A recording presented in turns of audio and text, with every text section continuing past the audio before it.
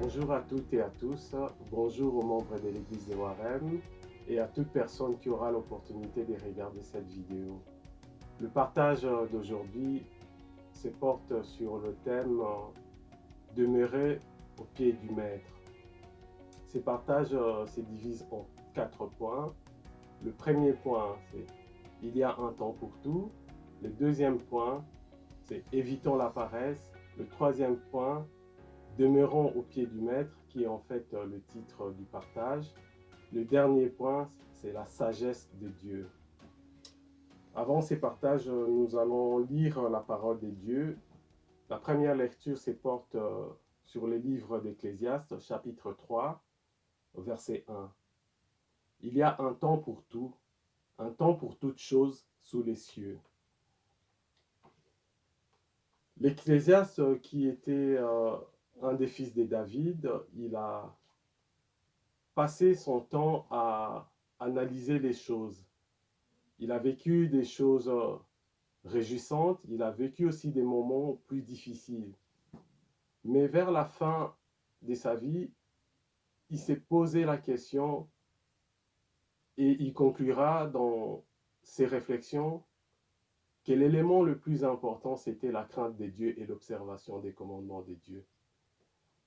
En ce moment où le monde est en train de traverser une crise terrible, une crise sans précédent, c'est l'occasion pour nous, en tant que chrétiens, et même pour les personnes qui ne sont pas chrétiennes, de faire une pause et de passer un temps dans la réflexion. Nous, en tant que chrétiens, nous devons profiter de ce moment, venir vers Dieu et demander à Dieu, Seigneur, qu'est-ce que tu attends de nous? Seigneur, qu'est-ce que tu veux qu'on fasse? Seigneur, qu'est-ce que tu veux par rapport à mon ministère? On peut même se référer à la parole de Dieu dans Psaume 139. Nous allons le lire. Psaume 139, des versets 1 à 5. Le psalamiste dit ceci. Éternel, tu me sondes et tu connais. Tu sais quand je m'assieds et quand je m'élève. Tu pénètres de loin ma pensée. Tu sais quand je marche et quand je me couche. Et tu pénètres toutes mes voies. Car la parole n'est pas sur ma langue, que déjà, ô Éternel, tu la connais entièrement. Tu m'entoures par derrière et par devant, et tu mets ta main sur moi. Nous pouvons nous baser sur la parole de Dieu, sur ces psaumes, pour demander au Seigneur, dans ces temps de réflexion, demander au Seigneur de nous aider. Il y a des choses dans nos vies, peut-être que le Seigneur, c'est l'occasion pour que le Seigneur nous montre comment corriger ces choses. Il y a aussi peut-être des choses que le Seigneur attend qu'on puisse faire, qu'on n'a pas encore fait. C'est l'opportunité de demander au Seigneur de nous éclairer par rapport à ces choses, pour qu'on avance, pour qu'on rentre dans le plan que le Seigneur a prévu pour nous, en tant que personne, mais aussi en tant qu'Église. C'est le moment où l'Église doit aussi se positionner, le moment où l'Église doit aller plus loin dans sa réflexion par rapport au plan de Dieu pour son Église.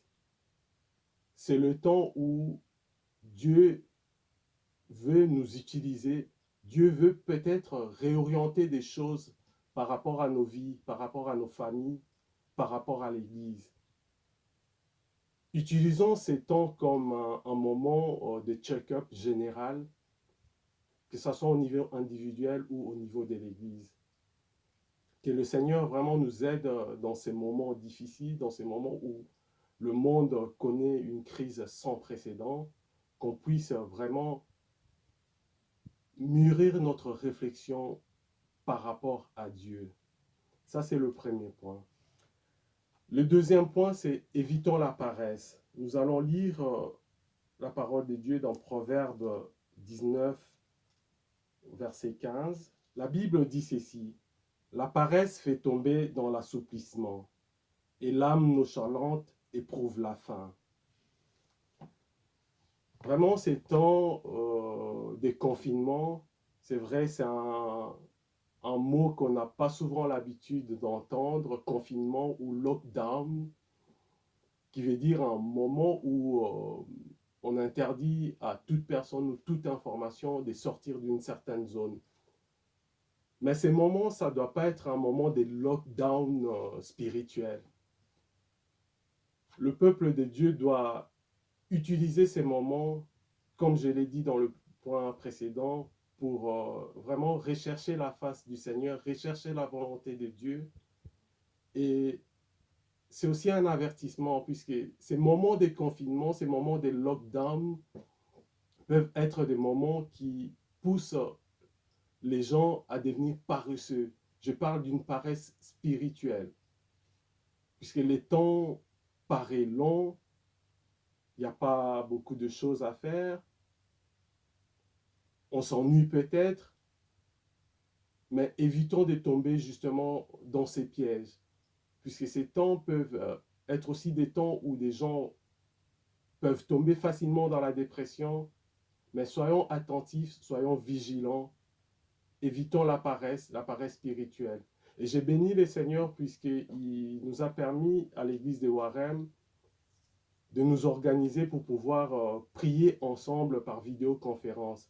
Et j'encourage vraiment toute l'église, même toute personne qui nous regarde, à participer à ces moments de prière, à ces moments de partage, pour justement éviter aussi de tomber dans la paresse. C'est vrai, nous devons profiter des moments d'isolement pour nous personnellement, mais nous devons garder aussi l'unité de l'Église, des moments de partage par vidéoconférence. Vraiment, comme la parole le dit, évitons de tomber dans la paresse. Notre âme doit être nourrie continuellement. Le lockdown, ce n'est pas un moment de paresse.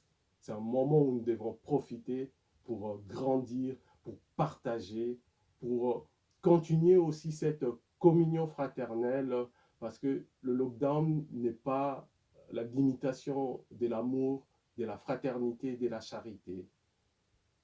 En tant qu'enfants de Dieu, en tant que chrétiens, nous devons vraiment demeurer dans la parole de Dieu, profiter de ces moments pour continuer à croître dans la connaissance de notre Dieu. Le troisième point, qui est le point central de ces partages, c'est demeurons au pied du Maître. Nous allons lire la parole de Dieu dans Jean chapitre 15, les versets 4 à 6. Demeurez en moi et je demeurerai en vous. Comme le sarment ne peut de lui-même porter du fruit s'il ne demeure attaché au cep, ainsi vous ne le pouvez non plus si vous ne demeurez en moi. Je suis le cep, vous êtes les sarments. C'est lui qui demeure en moi et en qui je demeure porte de fruits, car sans moi, vous ne pouvez rien faire. Voilà, vraiment l'encouragement que je vous donne aujourd'hui de la part du Seigneur, c'est vraiment quelque chose que le Seigneur a mis sur mon cœur, c'est de demeurer au pied du Maître.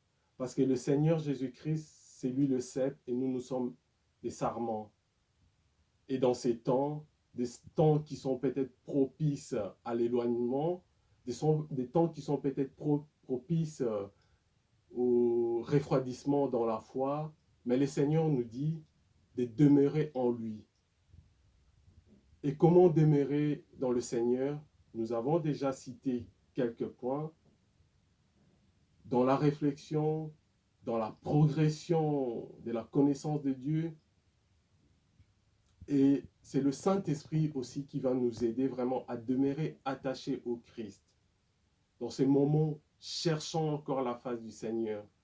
Faisons comme l'apôtre Paul, venons au pied du Maître. C'est là où il y a la révélation, c'est là où le Seigneur va nous révéler des choses. Puisque cette crise sanitaire, non seulement elle est physique, mais elle a aussi des implications spirituelles. Et nous, en tant que chrétiens, venons au pied du Maître et le Maître va nous donner des révélations. Puisque après la crise sanitaire, nous devons nous poser aussi la question, quelle doit être notre attitude après cette crise sanitaire? Est-ce que c'est une crise sanitaire qui va seulement venir bousculer notre façon de vivre? Et après, quel enseignement doit-on tirer de cette crise sanitaire? Nous devons, en tant que chrétiens, voir plus loin. Et pour voir plus loin, nous devons demeurer au pied du Maître. Parce que c'est lui qui nous donnera la révélation, c'est lui qui nous dira comment nous comporter, et c'est lui qui nous dira ce qu'il réserve pour nous en tant que chrétiens, et ce que nous devons faire pour aller vers le monde. Parce que c'est aussi un moment où le monde s'interroge. Et beaucoup de gens s'interrogent. Ça sera l'opportunité aussi après la crise de parler de Jésus-Christ au monde. Parce qu'il y a une vie après l'éternité. Ce n'est pas quelque chose de nouveau, vous le connaissez, mais nous devons être aussi armés pour après la crise. Et le dernier point, je vais clôturer par ces points, c'est la sagesse de Dieu. Nous allons lire dans Jacques chapitre 1, verset 5. La Bible dit ceci, « Si quelqu'un d'entre vous manque de sagesse, qu'il la demande à Dieu qui donne à tous simplement et sans reproche, et elle lui sera donnée. » Dans ces temps de confinement, de lockdown, des crises sanitaires que le monde n'a jamais connues, une crise sans précédent, nous, en tant que chrétiens, nous devons agir avec la sagesse de Dieu. Nous devons demander à Dieu de nous équiper de sa sagesse afin qu'on sache réagir face à tous ces événements. Face au monde, nous avons besoin de la sagesse de Dieu. Et c'est la sagesse de Dieu qui va nous aider à ne pas dire n'importe quoi en tant que chrétien. Parce que dans ces temps difficiles, ça peut être facile pour des gens de chercher des explications ou de dire n'importe quoi au nom de Dieu. Or, Dieu nous demande d'avoir la sagesse qui vient de lui. Pas la sagesse selon le monde, puisque la sagesse selon le monde est une folie devant Dieu. Mais nous demandons la sagesse qui vient de Dieu. Merci, que Dieu vous bénisse, que Dieu bénisse toute personne qui regardera ce partage, qu'il bénisse aussi l'Église de Warren. Amen.